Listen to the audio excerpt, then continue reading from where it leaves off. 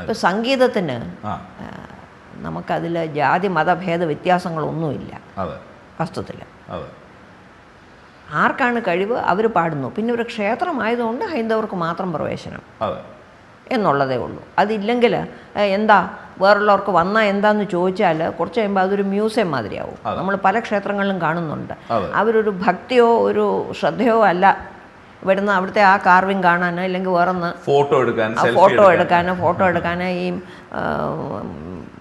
മുറുക്ക് ലഡ്ഡു ഇതൊക്കെ കടിച്ചോണ്ട് നടക്കാൻ ചിലരെയൊക്കെ കണ്ടാൽ ഒരു 10 ദിവസമായി കാണും കുളിച്ചിട്ട്.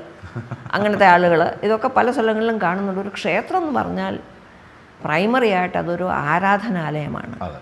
വിശ്വാസികൾക്ക് വേണ്ടി ഈശ്വരൻ എല്ലായിടത്തും ഉണ്ട്. എന്നാലും നമുക്ക് അത്രയ്ക്കൊരു ലെവൽ എത്താത്തത് കൊണ്ട് നമുക്ക് എന്തെങ്കിലും ഒന്ന് കാണാൻ കിട്ടിയാൽ കുറച്ചുകൂടെ ഒരു നമ്മുടെ മനസ്സിൽ